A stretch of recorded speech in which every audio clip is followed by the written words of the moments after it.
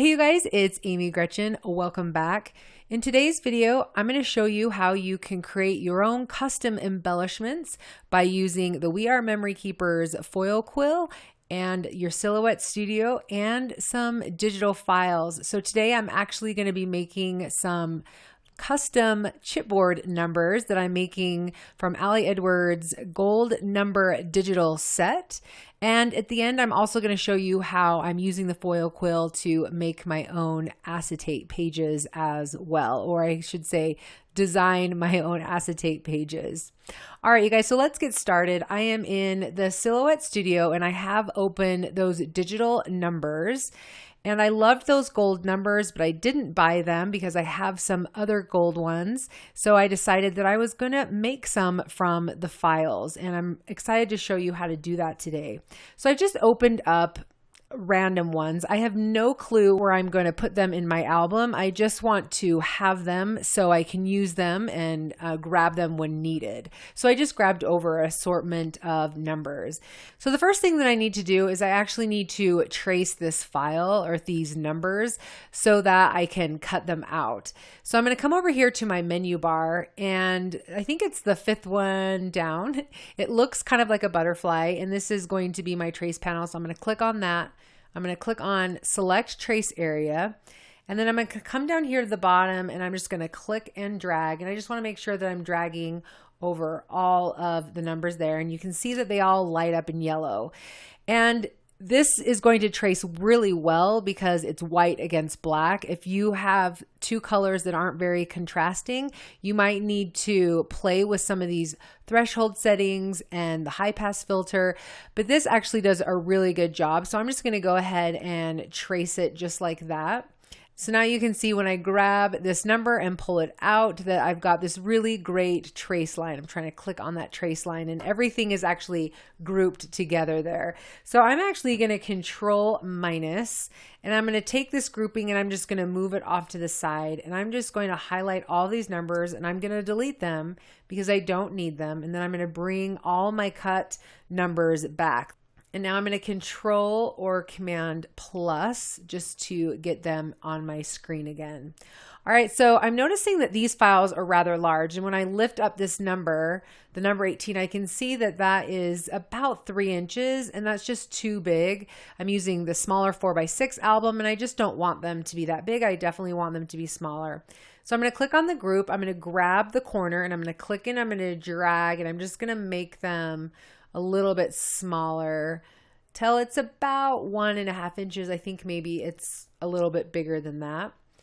And then I'm going to ungroup everything. So I'm going to right click, and as I go to ungroup, you can see that it's grayed out, and that's because I've actually created a compound path. So what I need to do is I need to come down here and click on release compound path. Now you need to be careful, because as you can see, if I move the 18, now the inside of the 18 is not moving along with it. So I've actually ungrouped everything. So I'm going to control or command Z out of that. And I'm just going to go ahead and I'm going to group all of these numbers. So I'm going to control G. And in fact, I'm going to make these into compound paths because that's going to help us in the long run. So I'm going to click on it, come to object and click on make compound path, or you could do control or command E. And so that's what I'm going to do. I'm going to hit control or command E to make it a compound path. And I'm just going to do it with all of the numbers that have cutouts. So the 9, and I think that's it. And then I'm going to line them all up, and I really just want to pack them in so that I'm using, I'm being really economical with my, or frugal, however you want to say it, with my paper and with my foil, because I'm going to be foiling on top of these. So I'm just going to kind of get them as close together as I can.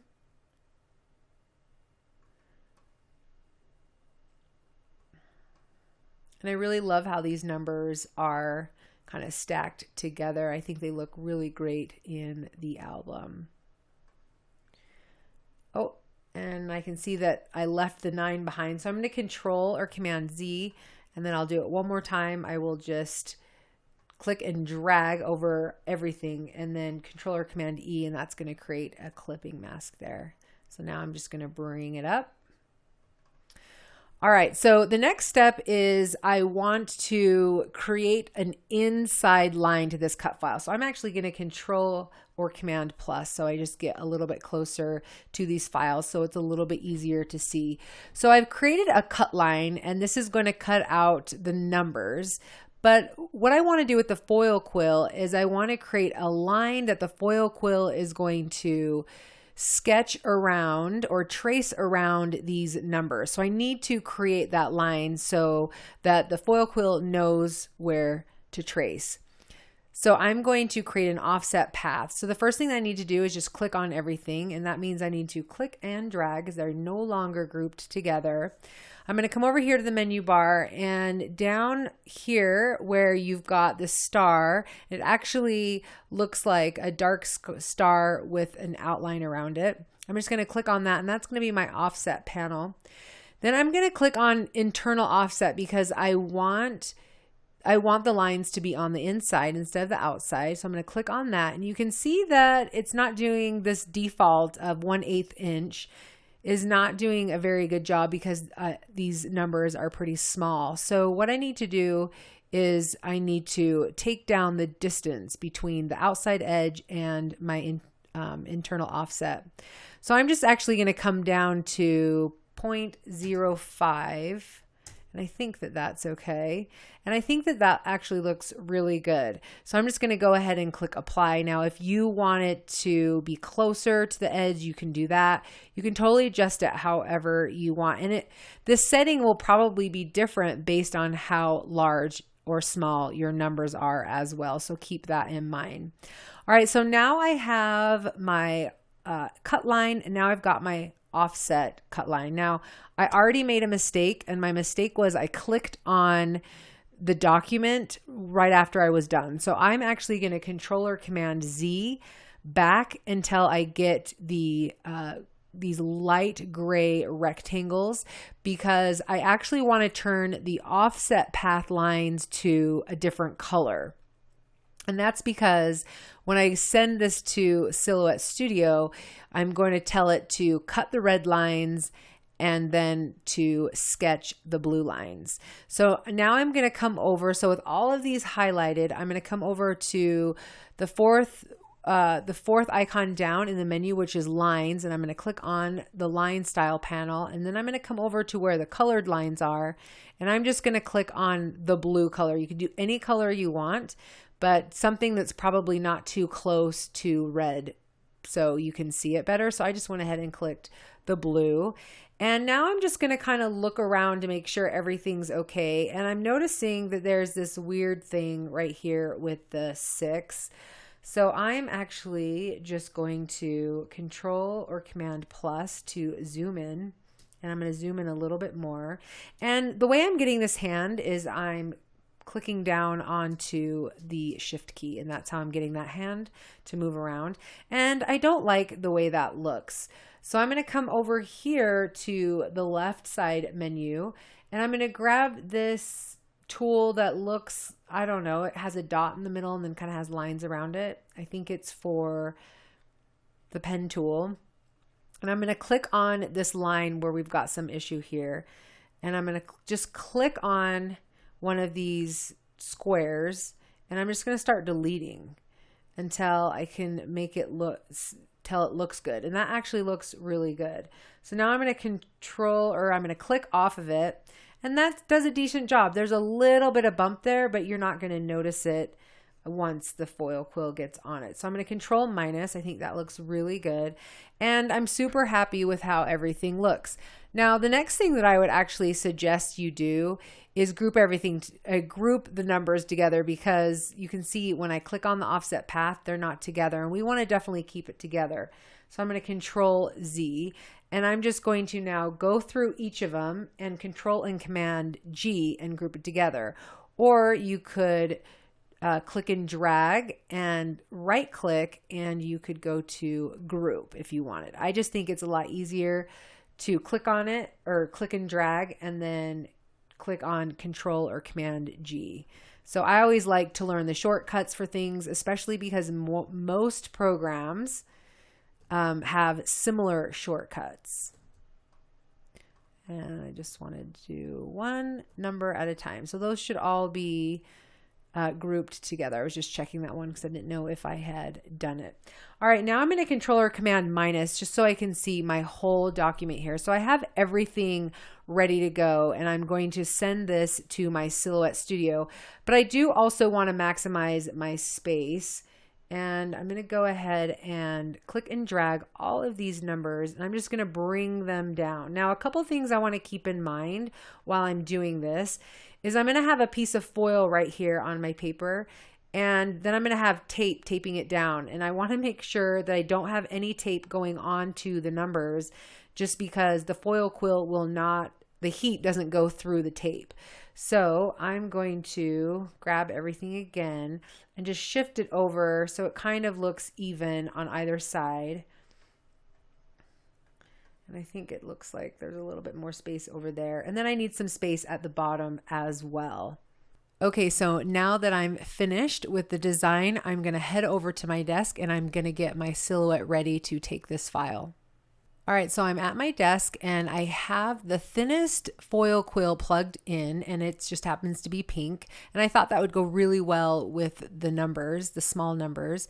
And I have it plugged in. I'm just using one of the Apple boxes just because it's got a USB on the other side. And I need to use an adapter for my Silhouette so it will fit in the cartridge.